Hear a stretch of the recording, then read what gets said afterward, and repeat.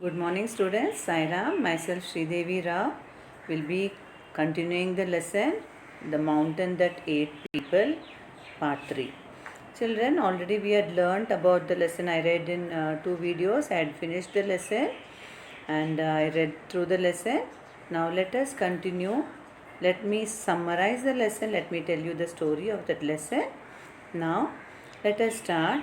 Okay, there was it is a story of the state of Japan, and the name of the lesson is The Mountain That Ate People. Okay, in Japan there was a feudal lord who was very cruel, isn't it? He did not like old people, and he issued a decree telling that the people, when they come to the age of 61, they should be taken to the mountain, and they should be left in the mountain at the mercy of the wild animal. So the wild animal would kill them, and they should not survive. Then this was the rule given by this feudal lord, and all the people were unhappy. Then in the because of that, the name of that mountain was the mountain that ate people, because when the old people turned 61, they had to be left in that mountain. So in that village, one farmer was living with his old mother.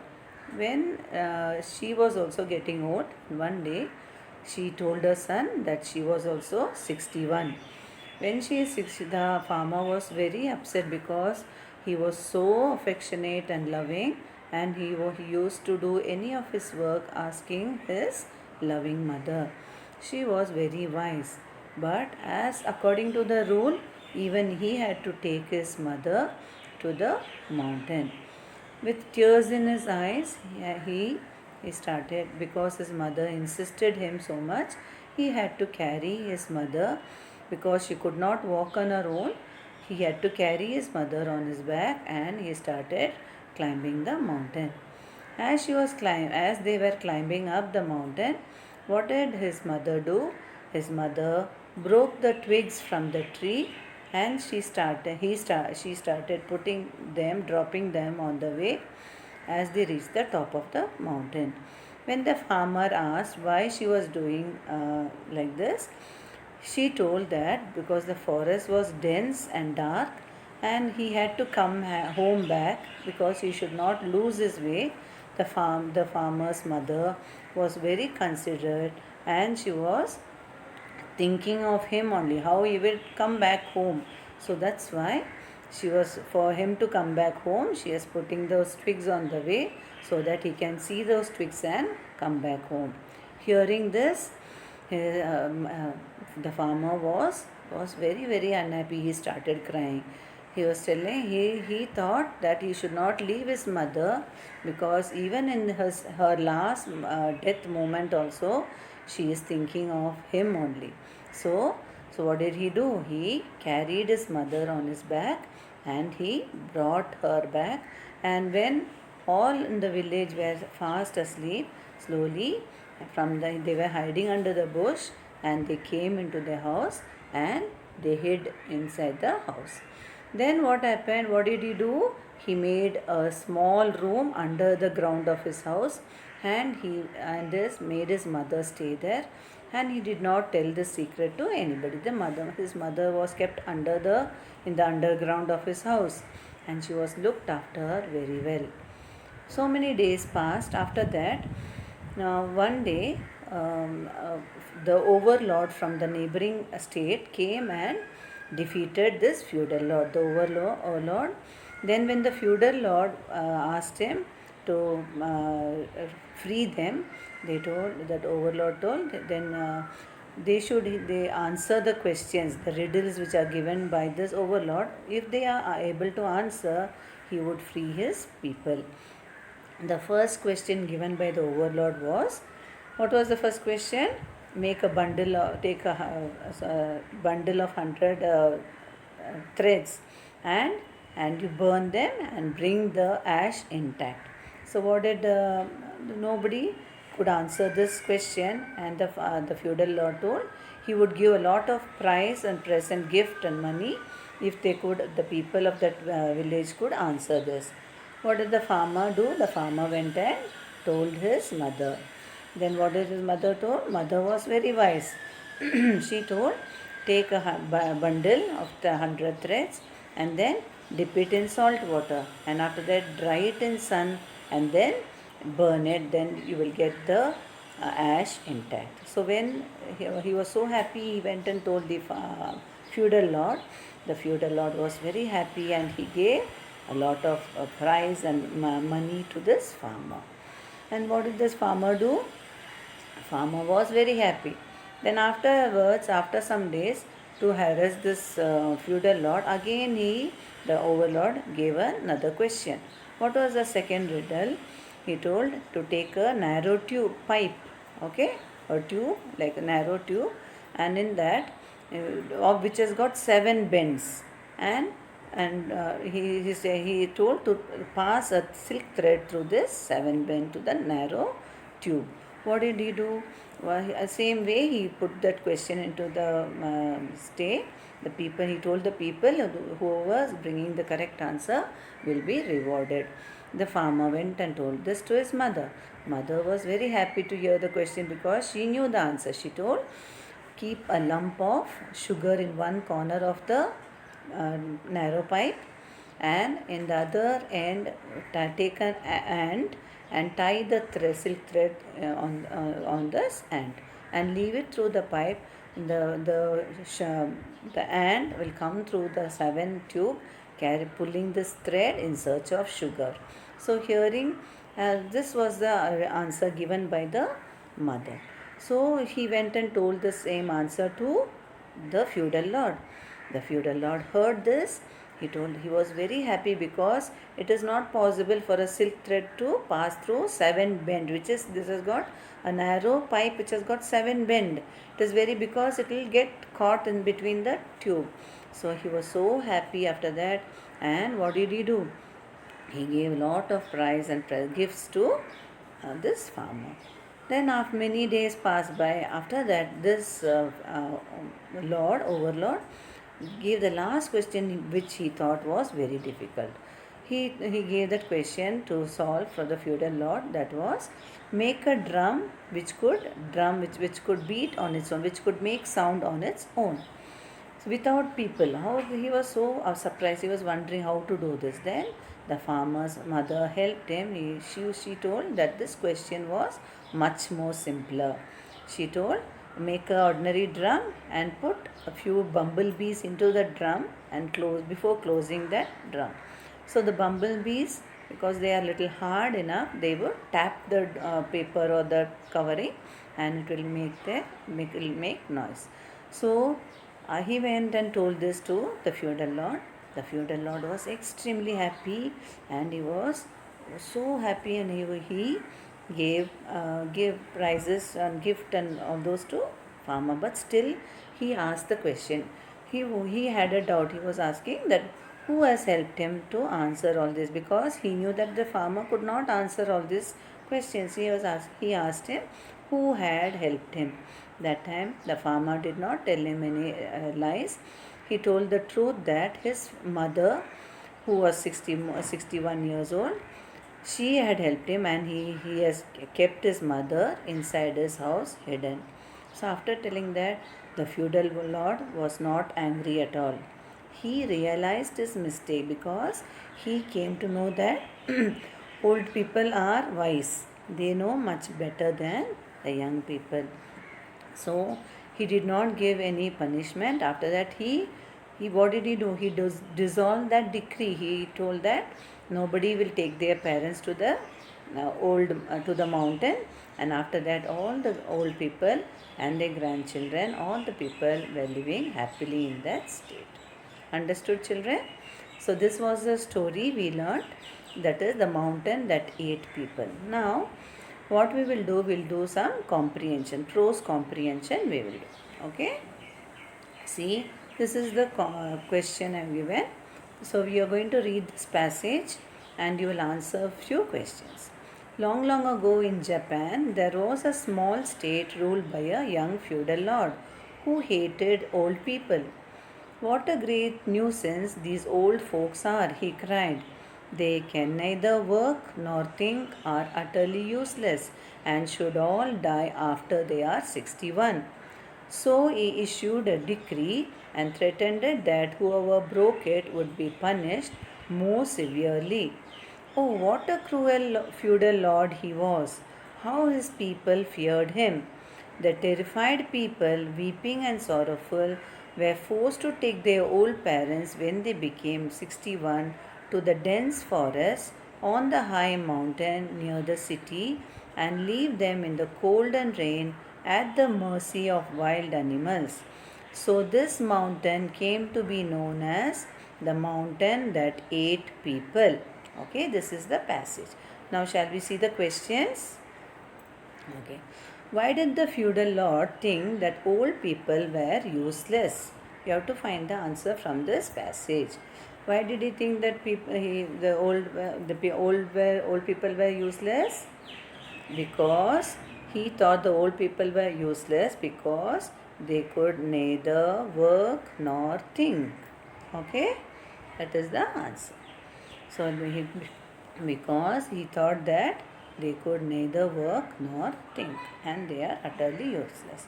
We'll see the second question. What was the decree issued by the feudal lord? What was the decree?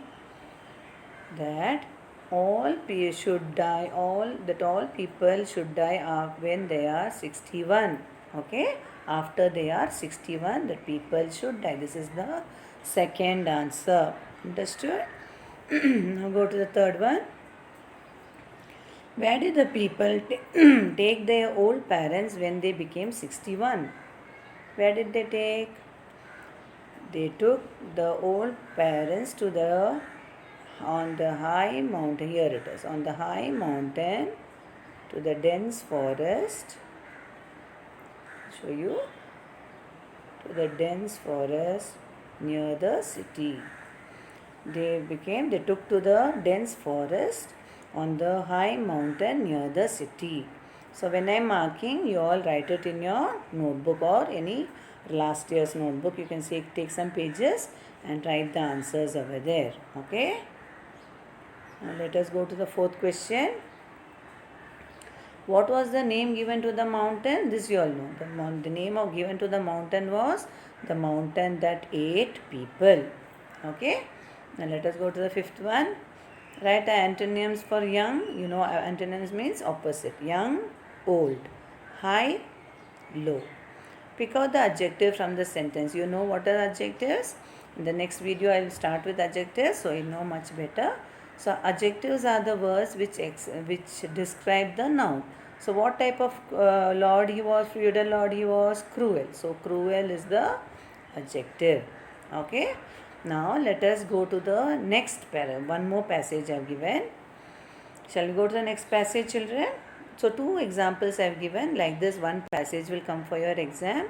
So from that 5 questions will be asked. This is the model of it. Okay. Now one more I'll give. I'll read this passage. Please take me quickly to the mountain and leave me there.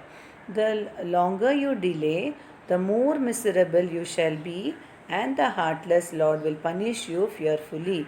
Don't be sad for me, since we must all die someday.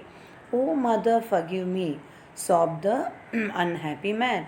I cannot do this, but because of her insistence, he agreed to take her at last. Since she was unable to go up by herself, he took her up on his back and, with tears trickling down his face, climbed up silently and slowly. The narrow path wound up through dark and desolate forests. Gradually, even the trail could hardly be seen in the falling dusk. The farmer had to part the tall grasses and lift the overhanging foliage as he climbed higher and higher. Okay, this much we will see. Let us see the questions first. How did the farmer take his mother to the mountain? How did he take? He carried his mother on his back. That is the answer you have to find from that passage. Where did the narrow path lead? Okay, you can find the answer over here. Where did the narrow from here? The narrow path wound up through the dark and desolate forest. Till here it is. Okay, the narrow path wound up through dark and desolate forests. Okay, now let us go to the next question. What did the farmer do as he climbed higher and higher? The farmer from here. Okay, we'll see the answer. The farmer had to put the tall grasses and lift the overhanging foliage as he climbed higher and higher. Till here it is. Okay, till here, from here till here. Understood how to mark the answers? You same wordings you have to see and then you mark the answers. Okay, now let us go to the next one. What did the old mother do when they were climbing up the mountain? You all know she broke some of the twigs from the tree and she dropped them on the way. You have to search from the passage and write it. Find the word from the passage which means leaves of plant. Okay, now tell me which is the word which means leaves of plant. The word is foliage. Here it is. Foliage. Foliage means leaves of a plant. Okay. Now next question. Okay. Give the antonym of broad. Broad, what is the opposite of broad? Narrow. Okay. So this is the passage. We have done 2 passages. This is the format how you get in your exam. Now let us start the next one, which is the suffix and prefix. So we'll do some exercise from the textbook, children. So we will take one exercise from the textbook, which is prefix and suffixes. What are prefix? Prefix are the letters which we add to the words in the front. See the example: possible, impossible. It will change the meaning of that word. Okay, possible, impossible. Then it is able, unable. So these are the prefixes what we have written. So what we are going to learn. Prefix means it is given pre. Pre means what? In front of that word. So they have given either, they have given example here, im or un. You can see some, we will do some of the exercise. See here, add im or un to these words. Moral, mobile, informed, intentional, then it is movable, personal, modest, important. So shall we do? Moral, it will be immoral, im, then moral. Mobile, immobile, im, mobile. Informed, uninformed, un, then informed. Intentional, unintentional, un. Then it is movable, immovable, im. Personal, impersonal, im. Modest, immodest, im. Important, unimportant, unimportant. Okay. Now let us go to suffix. Prefix means which are the letters which are add before the word. Now we will see about the suffix. Suffix are the words which we add after the word. See the example: constant, constantly; whole, wholly. Sometimes the small last letter there might be some changes when we add il or ly. Wholly, whole, e is removed and then you write ly, wholly, ly. Scary, scarily. So notice how the suffix ly, illy are involve small changes in the spellings of the original word. Sometimes there will be some small changes in the original word. So what homework I am giving today is, in this passage I have given, which I have given, try to find out the suffix which has got the suffix ly, illy. At least minimum how much is there, you underline that those suffixes which has got the suffix ly and illy. In the full, if you have the textbook, you can read the textbook and mark which are the suffix which ending with ly and illy.